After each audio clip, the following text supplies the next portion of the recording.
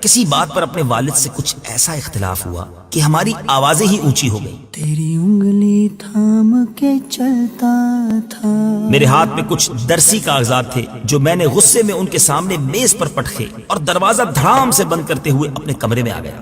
بستر پر گر کر ہونے والی اس بحث پر ایسا دماغ الجھا کہ نیند ہی اڑ گئی.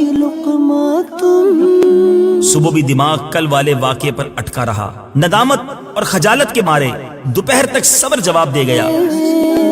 میں نے موبائل نکالا اور اپنے ابا جی کو یوں پیغام بھیجا. میں نے کہاوت سن رکھی ہے کہ پاؤں کا تلوا پاؤں کے اوپری حصے سے زیادہ نرم ہوتا ہے. گر آ رہا ہوں، قدم بوسی کرنے دیجیے گا تاکہ کہاوت کی تصدیق ہو سکے. میں جب گھر پہنچا تو ابا جی صحن میں کھڑے میرا ہی انتظار کر رہے تھے.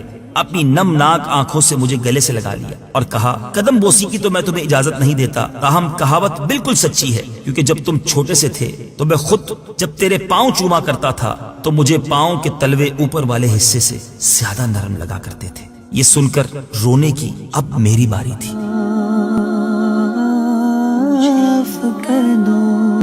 اے میرے میٹھے اسلامی بھائیوں، یاد رکھیے ماں باپ کا کوئی نعمل بدل نہیں. انہیں کبھی ناراض نہ کیجیے. انہوں نے ہماری بڑی خدمت کی ہے، اب ہماری باری ہے ان کی خدمت کرنے کی.